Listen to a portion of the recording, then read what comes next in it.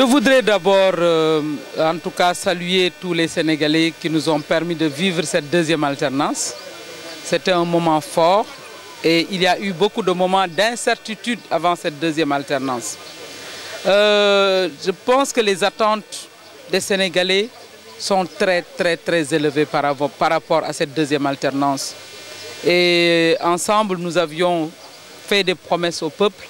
Je pense qu'aujourd'hui, un an après, nous pouvons dire que nous sommes sur le chemin de la réalisation des promesses faites au peuple en mars 2012.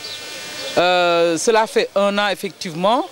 En un an, nous ne pouvons pas tirer de bilan, mais nous pouvons tout simplement, en un an, dire si nous avons posé des actes qui rassurent. Et je pense que dans ce domaine-là, je disais tout à l'heure que le président Macky Sall avait quand même posé des actes rassurants. Sur le plan institutionnel, nous avons vu qu'il a essayé de consolider les institutions. Nous savons tous que les institutions étaient dans une situation de crise à son arrivée au pouvoir. Nous avons vu qu'il y a quand même eu des avancées notoires dans le domaine de la lutte contre l'impunité avec tous ces dossiers sur les biens mal acquis. Et cela est fondamental parce que c'est une cause de sous-développement, une question qui augmente la pauvreté dans notre pays. Et nous pensons qu'aujourd'hui, cette dynamique doit être renforcée et confortée. La lutte contre l'impunité, c'est fondamental.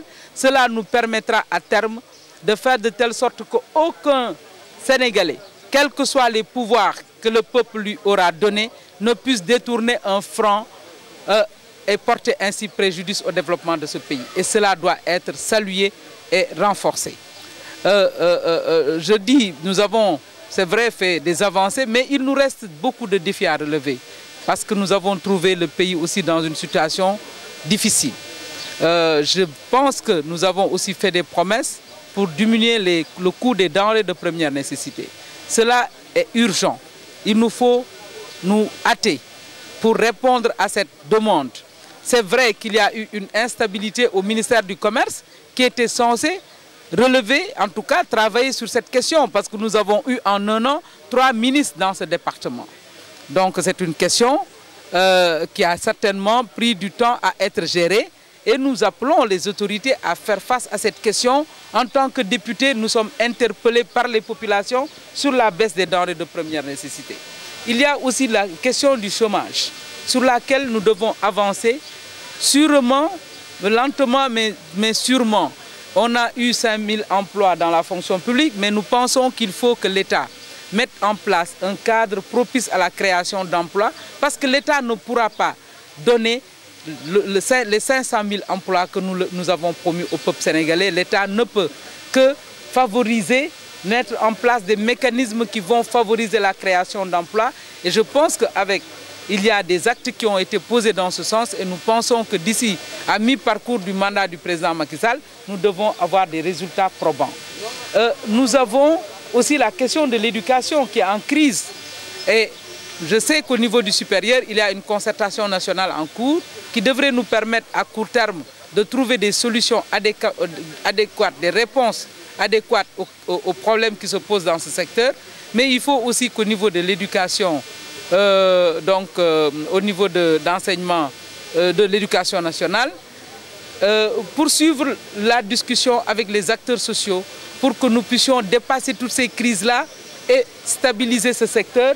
Nous avons confiance parce que nous avons vu aussi que le ministre est en train de faire un travail important, mais il y a encore des défis à relever. Donc nous disons qu'un an, c'est juste, je pense, un 5e du mandat. Et on ne peut pas juger un régime sur la base d'un 5e de son mandat. C'est pourquoi ceux qui s'agitent aujourd'hui et qui cherchent à montrer, à décourager les Sénégalais, à casser leur espérance, nous leur disons qu'ils ont fait quand même 12 ans. Ils ont fait 12 ans de gabégie, 12 ans de dérive, et qu'aujourd'hui, le passif étant très important, il faut qu'ils sachent raison garder et qu'ils attendent au moins qu'à mi-parcours du mandat, que nous puissions dire voilà ce qui a marché, ce qui n'a pas marché.